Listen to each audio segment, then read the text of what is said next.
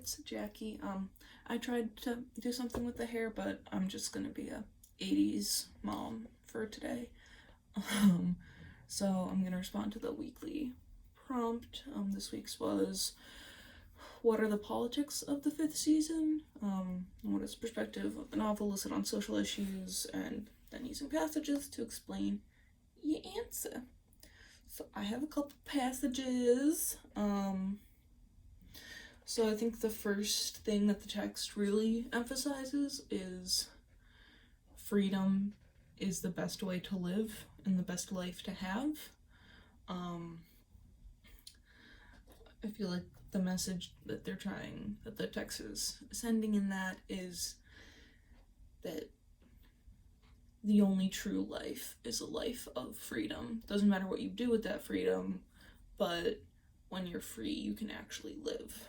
And the quote I have to back that up is from page 566 in my copy. And it is, better that a child never have lived at all than lived as a slave. Better that he die. And I think that emphasizes the point by placing the idea of death as a lesser evil than the idea of slavery, by saying that you'd rather a baby die than be enslaved. I think that that's probably in the text where it's most forthrightly put. I do believe there's other moments throughout the text that it mentions ideas like that. The second thing I have from the text is that there's strength in unity. I think the text has a couple different layers to this.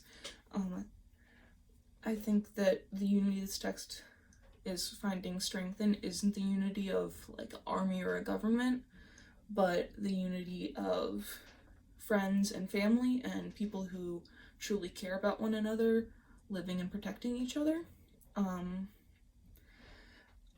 I have kind of a quote surrounding why the unity is powerful, which is probably a more concise way to put what the text is saying. Anyway, this is on page 231 of my text. That sort of thing sends unspoken messages of organizations, shared focus, group membership. It's not much, but every little deterrent helps. And the sort of thing that the text is describing is similar clothes, almost resembling a uniform. I think this is an interesting quote for this one because it shows how formidable unity seems and how much power there is in that.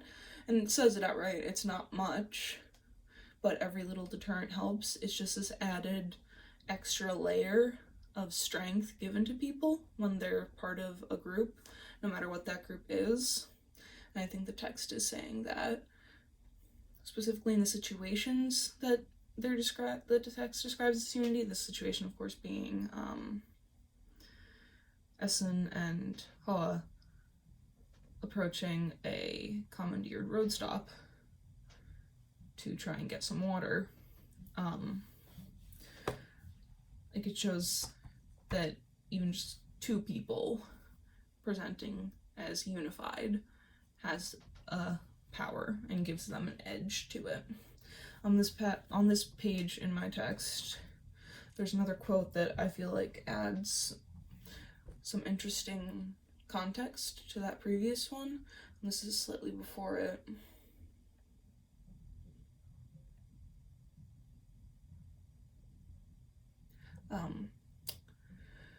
It's the great hope of the calmless in such times, that with no calm willing to take them in, they might forge their own. Still, few calmless groups are organized enough, sociable enough, strong enough to do it successfully. I feel like pairing that quote, it's a few paragraphs before the quote I just read. Pairing those two together also shows how the strength of unity impacts people and that if you can't be unified, you can't stay together because you're not a unit. And I think there's also an extra layer of adding the kind of stand-in name for towns as comms, shortened form of community, once again presenting a unified front and showing that the comm list, the people who can't join unity, can't be seen or perceived as strong. So beyond that in-depth analysis of text, my research project is chugging along. Once again, not as quickly as I'd like it to, but I'm being very careful to not make myself shut down by doing too much work at once, because I do have 4 other classes, so I'm taking everything at a nice, easier pace, which does mean longer weeks and later nights, but I think it's better than trying to cram it all into like 4 or 5 days. I learned this week from Liam in analyzing his question that not everything, I have a bad habit of assuming everyone shares a similar lens of analysis to me, and just seeing his question posed from a different perspective really kind of made me reevaluate that and put to the forefront of my mind the idea of being dependent on your own perceptions to understand the world and starting to focus on others. An anecdote from this week, a nice little fun one, is that my dog needs a haircut. He's very nasty at the moment. He's a terrier, so he's got like all the wiry, thick fur, and it's a mess.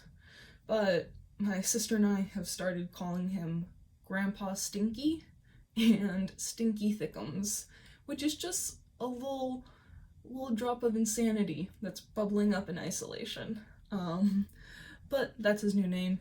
His real name's Jerry, but he's now Grandpa Stinky. So I see you guys next week on this.